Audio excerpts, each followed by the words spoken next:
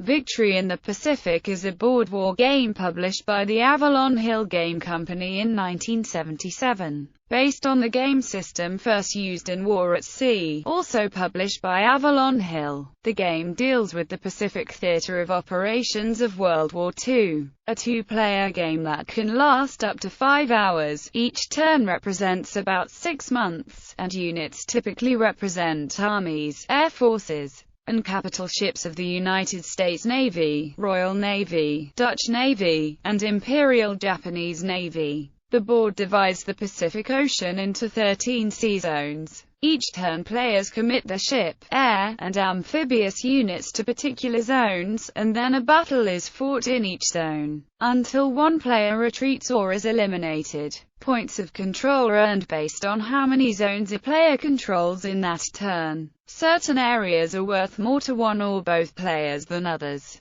For example, the Japanese player receives 3 POC for controlling Indonesia or the Japanese islands, but only 1 for controlling the North Pacific. The Allied player receives only 1 POC for Indonesia, but 3 for the Hawaiian Islands. One of the most basic strategic decisions in the game is which ships to use as patrollers, and which to use as raiders. Patrollers are deployed first, then land-based air, then amphibious units, and then raiders. So, saving ships for use as raiders allows a player to see a much more developed situation before committing ships, as well as allowing them to travel farther across the map. However, raiding ships do not count for control of an area as patrolling ships do. So some ships usually must be committed early to gain key POC, or to cut off enemy sea access, because on the next turn, enemy ships will not be able to move through a controlled area, although they may move into one. Each side receives reinforcements throughout the game, approximately coinciding to when the specific ships either became battle-ready in the actual war, or in the case of some Allied ships, were transferred in from the Atlantic theater.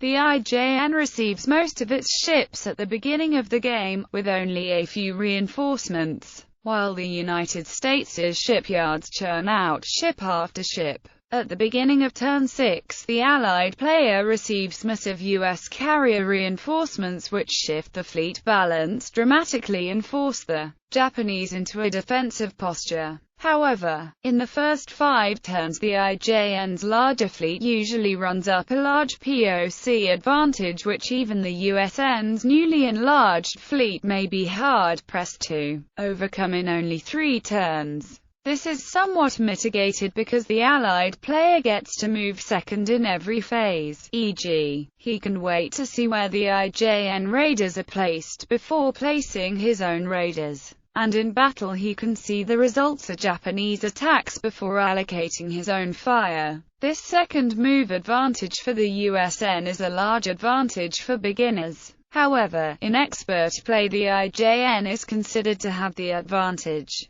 because with experienced players learn to use the threat of the more powerful IJN fleet very aggressively, dictating the USN moves somewhat and offsetting much of the disadvantage of moving first. If the IJN can force a major battle, his larger fleet can more afford attrition. So the IJN can afford to move into dangerous situations and trade ships 1 for 1, often even 2 for 3. Because of this, players usually bid POC for the IJN side to balance the game. Awards. Victory in the Pacific won the 1977 Charles S. Roberts Award for Best Strategic Game.